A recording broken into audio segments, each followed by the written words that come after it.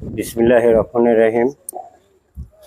আলহামদুলিল্লাহ, সকল প্রশংসা সেই মহান আল্লাহ পাকের। আমরা অনাদিকাল পর যে নবীর নবুয়তে এসে হাজির হয়েছি, তিনি হলেন সকলের নবী, বিশ্ব নবী। আমরা সেই নবীর প্রতি একবার সালাম গ্রহণ করি এবং দুরূদ পড়ি। দরুদ আল্লাহুম্মা সাল্লি আলা সাইয়্যিদিনা মুহাম্মাদ ওসিলাতে ইলাইকা আলাইহি ওয়াসাল্লাম। এই নবীর সময়ে আমাদের মাঝে এমন একটি লোক উপস্থিত হয়েছেন যে নতুন একটি ধর্ম তিনি আনয়ন করেছেন। তিনি হলেন নফসে আদম শফিউল্লাহর দাবিদার।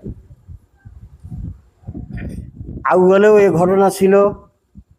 এই আদম শফিউল্লাহ খেলাপতি বা মানব সমস্ত কিছু চালানো এই আদম শফিউল্লাহর উপরে ন্যস্ত ছিল। যখন হযরত আদম আলাইহিস সালাম পৃথিবীতে, তাকে এই খেলাপতি দিয়ে নামিয়ে দেওয়া হয়েছিল। ঠিক অনুরূপ সেই খেলাপতি অনুসারে বিশ্ব নবী পর্যন্ত সেই আদম ধর্মের কোনো বাক্য, কোন নবী, পীর, ওলি, রাসূল এই মানব জাতিকে শুনান নাই। এটা আমরা শুনতে পেয়েছি। যিনি দাবিদার, এই আদম ধর্মের দাবিদার, জাতীয়বাদের ধর্মের দাবিদার, জাতের ধর্মের দাবিদার, তিনা যে বাক্য আমাদের মাঝে রেখেছেন সেটা অনেক দূর দূরান্ত চলে গেছে, বিশ্বের শেষ প্রান্ত পর্যন্ত পৌঁছে গেছে। তার কারণ বর্তমান আধুনিক যুগ, এই যুগে যে মোবাইল, ইউটিউবে অনেক কিছু চালু আছে, তার মধ্যে তিনার বক্তৃতা বিশ্বের সমস্ত মানুষই জেনে ফেলছে। এখন বিষয় হলো যে জেনে ফেলেও কেন তারা এই ধর্মের উপরে আসতে চান না বা পারেন না। এটা তাদের অহকিমা বা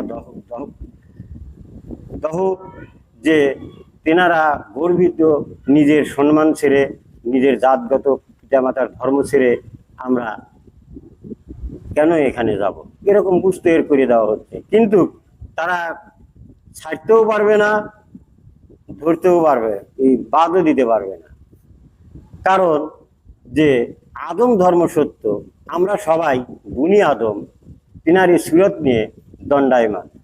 কিন্তু আমরা কখনোই আমাদের পরিচয় দিয়ে কথা বলতে পারি না। আমাদের পরিচয় কি? আমাদের কোনো পরিচয় রাখা আছে কিনা, কোনো কিতাবে বলা হয়েছে কিনা? আমাদের সামনে যে কিতাবখানি আছে আল কোরআন, এখানে বলা আছে তোমাদেরকে আমি খাদ্য রসদ থেকে সৃষ্টি করিয়াছি, এতটুকু তো বলা আছে। এখন এই খাদ্য রসদ থেকে যদি সৃষ্টি করা হয়, তাহলে আমাদেরকে যে আত্মা দিলেন, যে আত্মায় চলি, আমাদের কাছে আমাদের কোনো আত্মার পরিচয় নেই। এই পরিচয়ে আমাদেরকে আনতে যিনি ধর্ম দিয়েছেন, তিনি হলেন আত্মকামেল হযরত মুহাম্মদ আমির আলী আত্মসত্তায় বেলায়েতি। তিনি এখান থেকে যে তিনি ধর্ম দিলেন, আমি সেই নফসে আদম শফিউল্লাহ, আমি শফিউল্লাহর জাতের জাতি, সেই জাতের মানুষ করতে সৃষ্টি মানুষকে আমি ডাকছি। তোমরা বাঁচতে চাও, তাহলে তোমরা আমার এখানে এসো, এই মহরতে তোমরা তোমাদের জন্ম লাভ করো। এখন এই ডাকে যারা সাড়া দিয়েছে, তারা এসে হয়তো তেনার কাছ থেকে তওবা নিয়েছে। নেওয়ার সময় তিনি যে ইমানে এনে দিয়েছেন, এ কথাটি সবাই জানেন যে আমি তোমাদেরকে ইমানে এনে দিলাম, তোমাদের যত পাপ আছে, যাহা অপকর্ম আছে, তাহা আমি আইল সীমানা করে দিলাম, তোমাকে নিষ্পাপ করলাম। তোমরা যদি এই অপকর্ম করো, তাহলে অতীতের সমস্ত তোমাদের কাছে যোগ লেগে যাবে, ইহা নিশ্চিত। আমি মুর্শিদ আমির আলী বলছি।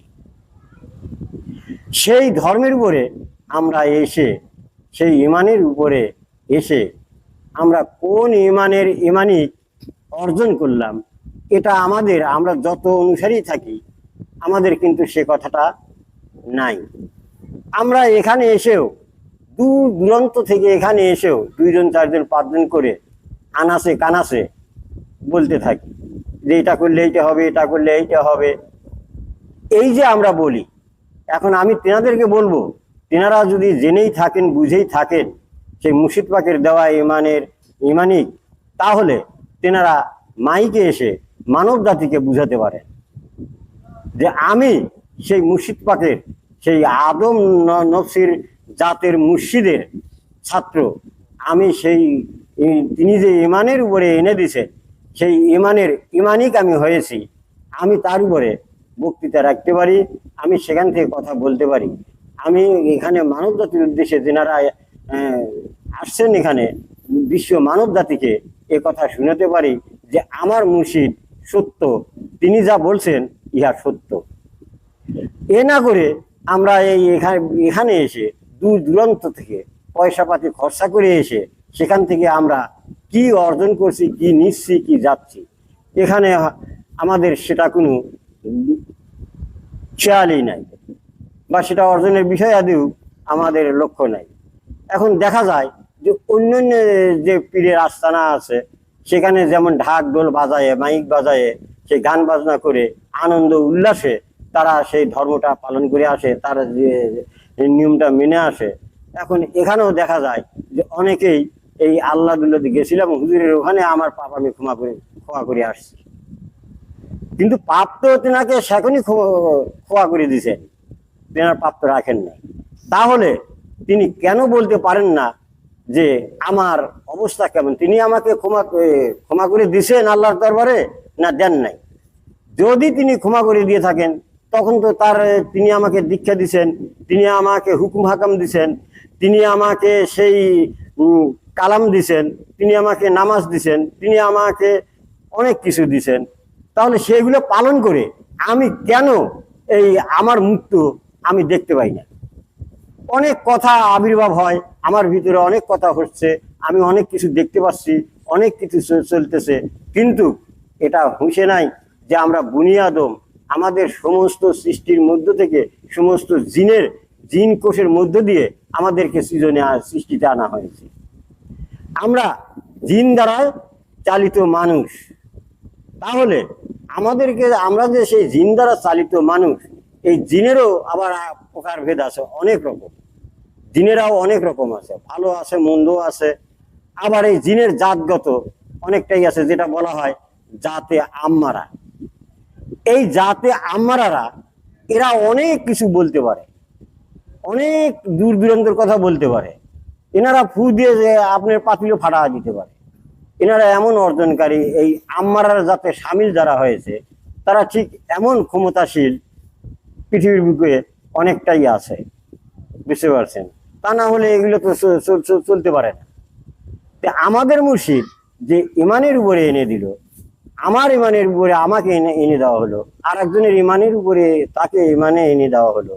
এখন এই ইমান শব্দ যদি ব্যবহার করা যায় তাহলে অনেক দিকেই হয়তো যায়, কিন্তু এই ইমান শব্দের অর্থটা যে একটা বলা হয় সেটা হলো বিশ্বাস। আমি আমাতে কতটুকু বিশ্বাস স্থাপন করেছি, এই বিশ্বাস স্থাপনার উপরে যদি সে প্রকৃতই সেই ইমানের বিশ্বাসী হয়, তাহলে যেদিন সে তওবা নিছে ঠিক অনুরূপ 6 দিনের মধ্যে সে সেটা দেখতে পাবে যে আমার মুক্ত হয়েছে কিনা। যদি আমি এই 6 দিনের মধ্যে না দেখতে পাই যে আমি মুক্ত হই নাই, তাহলে আমার কর্মে ভুল হচ্ছে, না হয় আমি খাদ্যখানায় ভুল করছি, না হয় আমার চলাফেলায় ভুল করছি, না হয় আমার দৃষ্টি দ্বারা ভুল করছি, না হয় আমার কথা দ্বারা ভুল করছি, এরকম হয়তো ঘটনা ঘটে গেছে। তাহলে আমাকে সংশোধন হতে হবে। কিসের উপরে? আমাকে ফার্দার নিজেই সেই মহান আল্লাহ পাকের কাছে তওবা করে নিজেই আবার প্রতিষ্ঠিত হওয়া, যদি মুর্শিদ না থাকে। আমরা এখানে কতটুকু নিজে তওবা করছি? সর্বক্ষণই তো তওবার কথা বলা হয়, হে আল্লাহ আমি যেন কোনো জায়গায় না যাই, তুমি আমাকে হেফাজত করো। হে আমার মালিক, তুমি আমাকে সঠিক পথে চালনা করো। হে আমার রব, আমার মুখ দিয়ে যেন কোনো রকম অশ্লীল বাক্য না বের হয়। হে আমার দৃষ্টি, আমার কখনোই যেন তুই খারাপ নজরে না দেখিস। কিন্তু এই যে আমাদের ভিতরে জ্ঞান আবির্ভাব হয়, একজন একটা কথা বললেই পরক্ষণে অন্যদিকে একটা কথা বলা হয় না, যে ওই কথার প্রত্যুত্তরই জানা হয়। কিন্তু আমরা কি সেখানে বলতে পারি যে পরক্ষণে এই কথাটি উত্থাপন হলো, ইহা এলমে তাসাউফে কি, কোন জায়গা থেকে এই কথাটি উত্থাপন হলো? যেহেতু আশরাফুল মাকলুকাত, 18,000 মাকলুকাত এই মানব বডি, এখন এই 18,000-এর মধ্যে 6,000 বিজ্ঞান মতো 6,000 জীব জগৎ, 6,000 জড় জগৎ, 6,000 পানি জগৎ। তাহলে এরা যদি এখানে থেকে থাকে, তাহলে আমি বলতে কে? সেই আমি বলতে মুর্শিদ পাক যে ইমানে এনে দিল, সেই ইমানের নূর দান করলো, আমি সেই ইমানি নূরে আমি আমার সুরতি হয়েছি কিনা, আমি আমার সুরতে হয়েছি কিনা। মুর্শিদ পাক বারবার বলছেন যে আমি তোমারটা তোমার কাছে এনে দিছি। তাহলে সেই ইমানের ইমানিক হয়ে আমি আমার রবের পরিচয় ঘটাতে পারি, আমি আমার ইলার পরিচয় ঘটাতে পারি, আমি আমার মালিকের পরিচয় ঘটাতে পারি, আমি আমার দিনের পরিচয় ঘটাতে পারি, আমি আমার সমগ্র পৃথিবীর পরিচয় ঘটাতে পারি। এছাড়া পারবে না। আপনারা হয়তো শুনেছেন যে কোরআনে কারিমের মধ্যে 26 জন নবীর কথা বলা হয়, কিন্তু আর সব নবীর কথা বলা হয় না। কিন্তু এমনি বলা হয়েছে যে 1,80,000 মতান্তরে 2,24,000 পয়গাম্বর। তাহলে 2,24,000 পয়গাম্বর যদি আমাদের সেই তাদের নফস বা আত্মা যদি মানব বডিতে এসে থাকে, তাহলে কোন আত্মা কথা বলে, কোন নবী কথা বলে? আর মুর্শিদ পাক কোন আত্মা দিল, কোন কে কথা বলে? তিনি বললেন রবকে বলে বলে চলো। আমরা কোন রবকে বলি? কোন রব এনে দিলে আমাদের সামনে?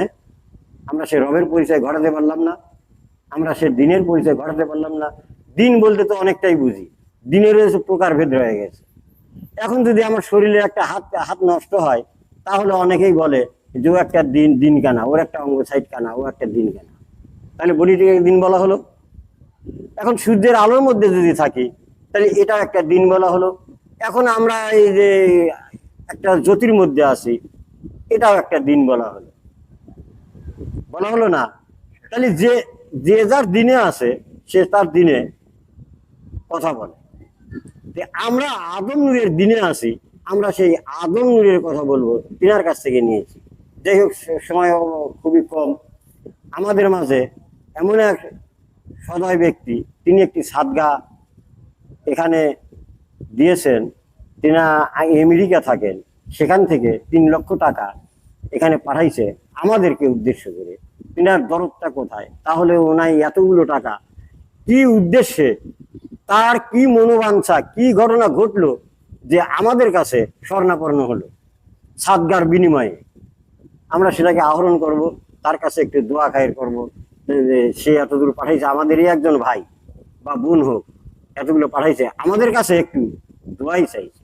এখন খানাটা খাইলাম আমরা কি এই গরুর মতন খাই আসলাম, না তার উদ্দেশ্যে কিছু বলে খাই আসলাম? বলতে পারবেন?